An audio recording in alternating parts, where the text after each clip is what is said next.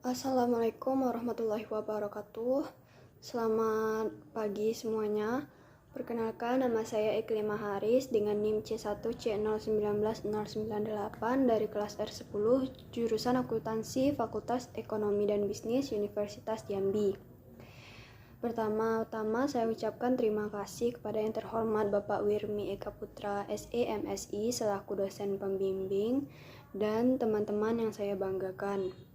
Baiklah, pada kesempatan kali ini saya akan membahas salah satu materi tentang faktor-faktor keperilakuan pada penganggaran modal. Baiklah, langsung saja kita masuk pada pembahasan yang pertama, yaitu definisi penganggaran modal. Penganggaran modal digunakan untuk memberikan gambaran atau hal yang dapat dipertimbangkan apakah rencana proyek investasi dari suatu perusahaan layak atau tidak untuk diimplementasikan. Penganggaran modal dapat didefinisikan sebagai proses mengalokasikan dana untuk proyek atau pembelian jangka panjang. Keputusan penyusunan anggaran modal dibuat ketika kebutuhan untuk itu muncul dan melibatkan sejumlah uang yang relatif besar. Komitmen dana jangka panjang dan ketidakpastian yang disebabkan oleh panjangnya waktu yang digunakan dan kesulitan dalam mengestimasi variabel pengambilan keputusan atau jumlah arus kas, penentuan waktu, dan seterusnya. Menurut Brigham dan Houston tahun 2012, penganggaran modal adalah suatu proses analisis dan proses untuk memutuskan mana yang termasuk ke dalam anggaran modal.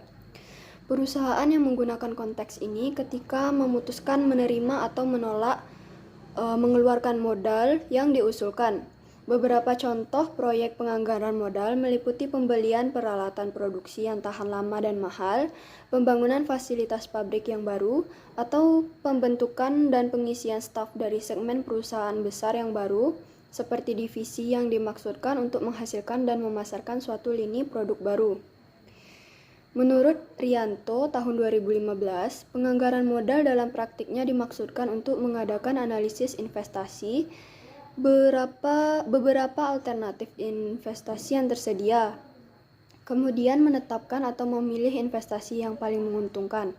Ketidaktepatan dalam menetapkan pilihan investasi akan menimbulkan kerugian real maupun kerugian karena kehilangan kesempatan untuk memperoleh manfaat yang lebih menguntungkan atau opportunity cost yang sebenarnya dapat diwujudkan. Analisis investasi akan menyeleksi kesempatan investasi yang ada sehingga dapat dipilih investasi yang memberikan manfaat terbesar dari setiap rupiah dana yang diinvestasikan. Perencanaan terhadap keputusan investasi ini sangat penting karena beberapa hal berikut. Poin yang pertama, dana yang dikeluarkan akan terikat untuk jangka waktu yang panjang. Ini berarti bahwa perusahaan harus menunggu selama waktu yang panjang atau lama sampai keseluruhan dana yang tertanam dapat diperoleh kembali oleh perusahaan. Ini akan berpengaruh bagi penyediaan dana untuk keperluan lain. Poin yang kedua, investasi dalam aset tetap menyangkut harapan terhadap hasil penjualan pada waktu yang akan datang. Kesalahan dalam melakukan forecasting akan dapat mengakibatkan adanya over atau under investment dalam aset tetap. Apabila investasi dalam aset tetap terlalu besar melebihi dari yang diperlukan, akan memberikan beban tetap yang besar bagi perusahaan. Sebaliknya, jika jumlah investasi dalam aset tetap terlalu kecil, akan dapat mengakibatkan kekurangan peralatan, sehingga dapat mengakibatkan perusahaan bekerja dengan harga pokok yang tinggi dan mengurangi daya saingnya, atau kemungkinan lain, yaitu kehilangan sebagian pasar bagi produknya. Poin yang ketiga, pengeluaran dana untuk keperluan tersebut biasanya meliputi jumlah yang sangat besar. Jumlah dana yang besar itu kemungkinan tidak dapat diperoleh dalam jangka waktu yang pendek atau mungkin tidak dapat diperoleh sekaligus. Sehubungan dengan hal itu, maka sebelumnya harus dibuat rencana secara hati-hati dan teliti. Poin yang keempat, kesalahan dalam pengambilan keputusan mengenai pengeluaran modal tersebut akan mempunyai akibat yang panjang dan berat. Kesalahan dalam pengambilan keputusan di bidang ini tidak dapat diperbaiki tanpa adanya kerugian. Penganggaran modal meliputi seluruh periode investasi yang mencakup pengeluaran atau biaya dan manfaat atau benefit yang dikuantifikasikan sehingga memungkinkan untuk diadakannya penilaian dan membandingkannya dengan alternatif investasi lainnya. Pembahasan yang kedua, kita akan membahas mengenai berbagai keputusan penganggaran modal. Pengelompokan keputusan penganggaran modal dibuat dengan maksud untuk meningkatkan kualitas pengambilan keputusan. Nah, ditinjau dari aspek penghematan biaya dan peningkatan pendapatan, usulan investasi dapat dikelompokkan menjadi 3 bagian. Yang pertama, penggantian atau replacement, yaitu usulan investasi untuk mengganti aset yang sudah tua atau aus agar efisiensi produk tetap dapat dipertahankan. Misalnya mesin lama diganti dengan mesin baru yang lebih efisien. Yang kedua, perluasan atau expansion, yaitu usulan investasi yang dimaksudkan untuk menambah kapasitas produksi dari lini produk yang telah ada. Misalnya menambah jumlah mesin baru yang tipenya sama dengan mesin yang telah dipakai. Yang ketiga, pertumbuhan, yaitu usulan investasi untuk mengembangkan lini produk baru berbeda dengan lini produk yang sudah ada. Misalnya, mula-mula perusahaan bergerak dalam bidang produksi sepatu, kemudian melakukan investasi baru di bidang restoran. Baiklah, pembahasan yang ketiga yaitu proses penganggaran modal oleh Bauer. Bauer tahun 1970 telah mengembangkan banyak kerangka dalam proses penganggaran modal. Model kerangka yang disusun didasarkan pada 4 studi. Model kerangka yang disusun didasarkan pada 4 studi kasus secara luas yang menggambarkan cara di mana perusahaan besar menggunakan dana modal untuk memperoleh aset fisik. Pekerjaan Bauer telah memberikan suatu kerangka dasar bagi beberapa studi selanjutnya. Bauer membedakan antara proses perencanaan bisnis dan proses investasi. Proses perencanaan bisnis adalah proses yang berkelanjutan di mana perusahaan mencari dan menganalisis lingkungan dan sumber daya untuk memilih peluang yang didefinisikan dalam istilah pasar untuk dilayani dan produk untuk melayani pasar. Perencanaan bisnis bisa dijadikan alat manajemen yang sangat berharga dengan menjadikan sebagai pedoman atau panduan untuk menjalankan bisnis yang digeluti. Proses investasi adalah proses di mana perusahaan membuat keputusan diskret untuk menginvestasikan sumber daya guna mencapai tujuan strategis.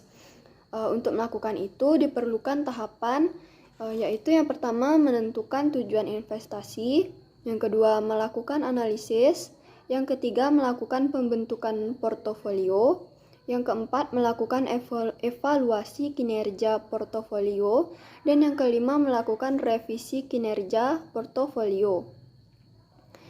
Baiklah, pembahasan selanjutnya yaitu pendekatan umum terhadap proses penganggaran modal. Dengan mengikuti deskripsi Bauer tadi, sejumlah model dari berbagai proses investasi telah dikembangkan. Ada banyak variasi dari model tersebut, tetapi model tersebut cenderung untuk berbagi karakteristik yang serupa.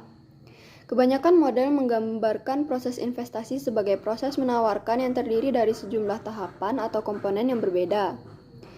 Nah, sebagai tahap pertama dalam proses investasi, sebagian besar buku referensi menyebutkan bahwa pembentukan strategis dan tujuan investasi keuangan jangka panjang dijadikan sebagai panduan yang harus melayani keputusan manajerial.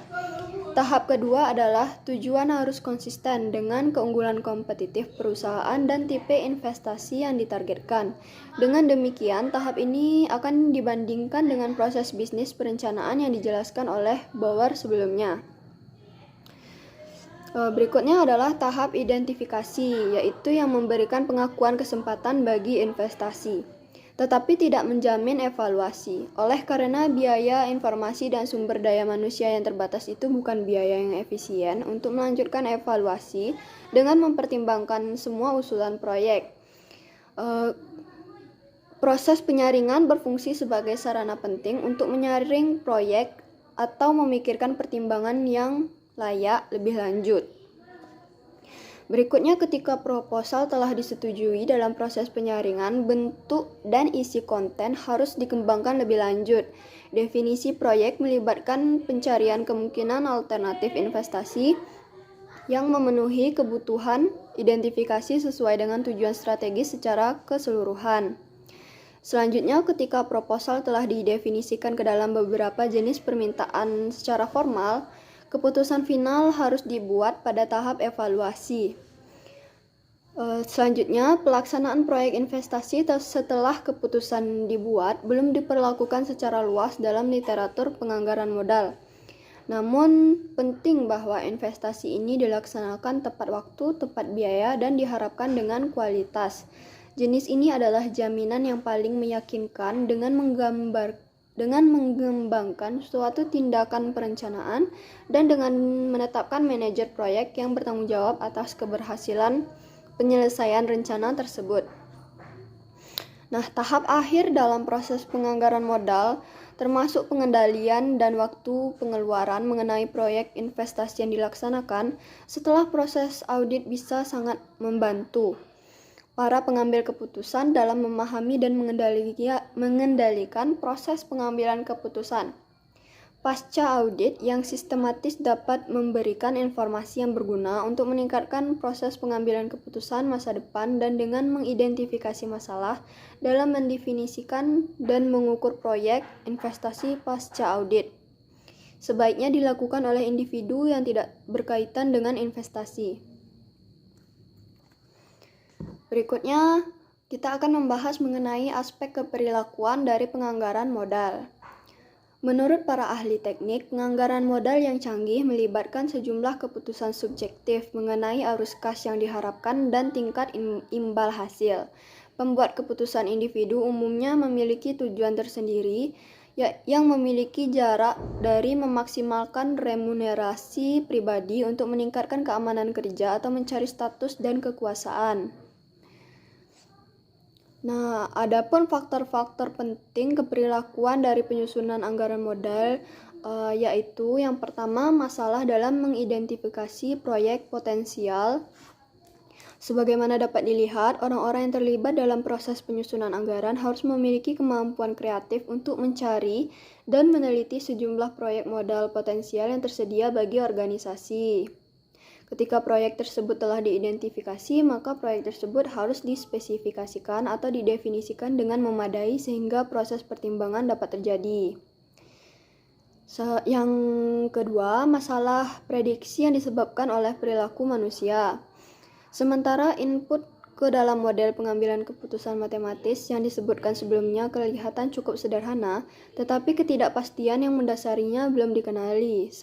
Sebaiknya disadari bahwa beberapa dari input ini seperti waktu dan ukuran dari arus kas bergantung pada kemampuan untuk memprediksikan perilaku dari mereka yang ditugaskan untuk menerapkan proyek tersebut. Poin yang ketiga, masalah manajer dan ukuran kinerja jangka pendek. Aspek keperilakuan lain dari prosedur proyeksi adalah bahwa peninjauan kinerja adalah tidak konsisten dengan metode seleksi proyek. Penilaian dan kompensasi kinerja cenderung bersifat jangka pendek, biasanya untuk tahun kuartal atau bulan lalu. Dengan demikian, fokus pada manajemen tingkat bawah dan sampai tingkat tertentu, manajemen tingkat menengah tentu akan berupa kinerja jangka pendek apa yang seringkali diukur dengan tingkat imbal hasil akuntansi. Poin yang keempat, masalah yang disebabkan oleh identifikasi diri dengan proyek. Poin yang kelima, pengembangan anggota dan proyek model. Yang keenam, penyusunan anggaran modal sebagai ritual. Yang ketujuh, perilaku mencari resiko dan menghindari resiko. Yang kedelapan, membagi kemiskinan. Membagi kemiskinan ini merupakan fenomena yang seringkali memiliki dampak penting dalam proses penyusunan anggaran modal. Hal ini terjadi ketika tersedia lebih banyak proyek anggaran modal yang potensial lebih menguntungkan dibandingkan dengan dana yang tersedia untuk mendanainya. Suatu kondisi yang disebut dengan rasionalisasi modal. Baiklah, sekian pembahasan dari saya mengenai faktor-faktor keperilakuan dalam penganggaran modal. Mohon maaf jika terdapat kesalahan dalam penyampaian. Saya mohon maaf. Saya akhiri. Wassalamualaikum warahmatullahi wabarakatuh. Terima kasih.